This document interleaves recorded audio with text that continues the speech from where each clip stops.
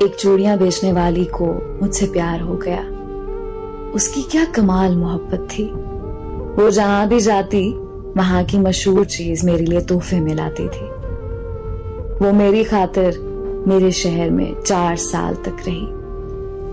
روزانہ میری منتیں کرتی اور روتی رہتی تھی. کہتی ہوتی تھی کہ میرے نال شادی کر لے. میرے لگاتار انکار پر وہ واپس اپنے آبائی گاؤں جھنگ چلی گئی. کچھ عرصے بعد میں اپنے دوستوں کے ساتھ باہو سلطان کے مزار پر گیا.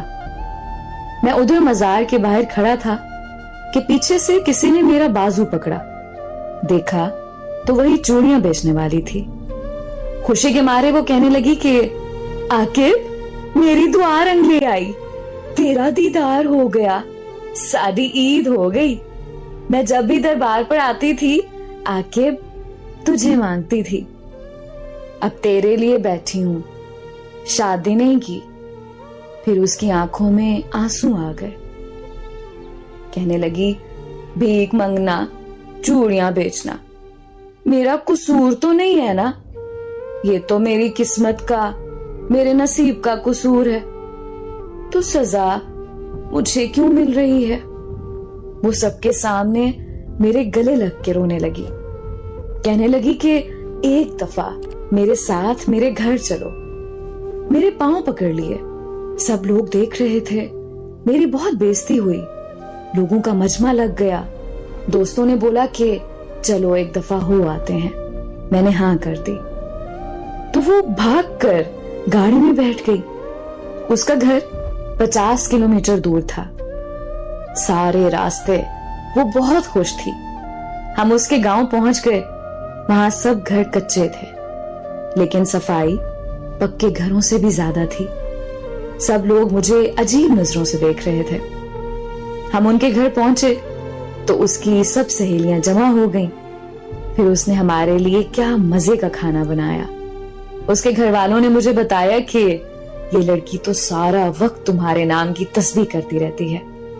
اور پھر جب ہم واپس آنے لگے تو اس کی آنکھوں سے آنسو نہیں رک رہے تھے.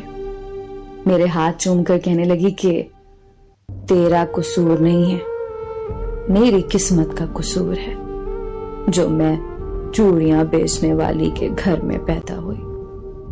بڑی مشکل سے ہم سب نے اسے چپ کرایا اور پھر ہم واپسی کے لیے نکل آئے.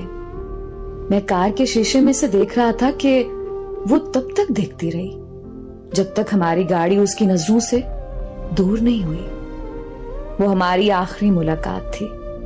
پھر ایک دن میرا اس سے ملنے کو دل کیا تو میں اس کے گاؤں چلا گیا.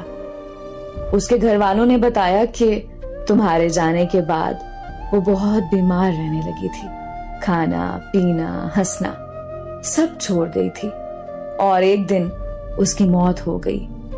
مجھے اس سے محبت تو نہیں تھی پر میں آج بھی اسے روز یاد کرتا ہوں اور ہر سال عید کے دن اس کی قبر پر جاتا ہوں. تیرے بعد نظر نہیں آتی مجھے کوئی منزل. کسی اور کا ہونا میرے بس کی بات نہیں.